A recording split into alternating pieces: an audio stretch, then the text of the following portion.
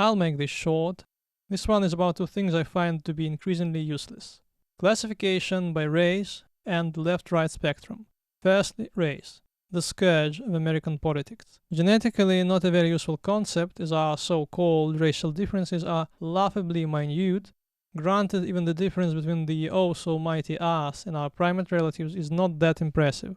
Moreover, the mishmash of whatever it is that has become of the migrations of our ancestors from Africa is but one branch of the whole, most of which has never exited their home continent.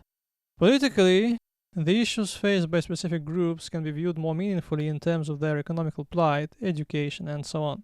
For example, if you want to battle crime and counteract the main causes thereof, you tackle crime, not black crime or white crime. We're a label-putting species. We want to classify everything and split everything into us and the other. Us is good, and the other is bad, suspicious, nasty. When we try to find us and those who support us, we are wont to devolve into micromanagement, coming up with arbitrary features to conjure up and reinforce our favorite categories. In my opinion, race is a vague, nigh useless parameter, prone to manipulation and stretching the definitions beyond what is sane. What the hell are whites and blacks? Are whites Caucasians? Aryan maybe? Speaking of Aryans, some Indians are way darker than many of the so-called blacks. Then does the concept of a light-skinned black not sound bizarre to you? Are Latinos not whites? They're not really a homogeneous group, are they? What about Arabs? Maybe those aren't races. Well, if not liking them is considered racism, then you do perceive them as such. Those groupings are not based in biological reality. They're arbitrary conceptualizations rooted in historic misconceptions about humans, jingoism and xenophobia. Differences, culturally, do exist, but more often than not, we're just playing right into the pockets of politicians doing their racial gerrymandering. Race is just an example here. But the point is, we're allowing others to profit from our innate willingness to join a carefully prepared concentration camp, what with our human tribalism. What ought to hold more relevance to us is one's overall moral character and broad adherence to the principles which make our civic society function.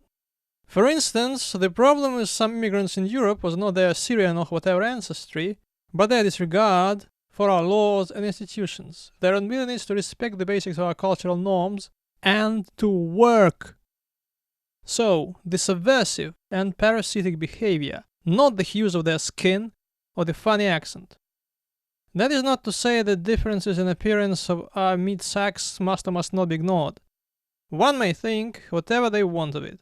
You may find people with this or that skin color sexually appealing or disgusting.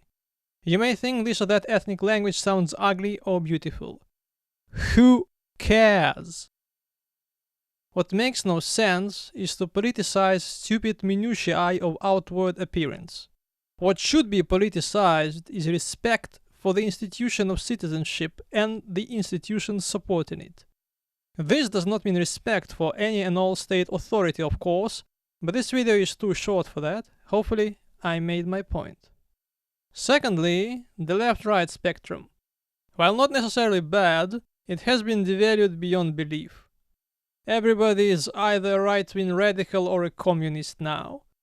When talking with certain very politically engaged individuals, one cannot open one's mouth lest one be classified as this or that thing based on one's vague support of a very specific policy, or lack thereof.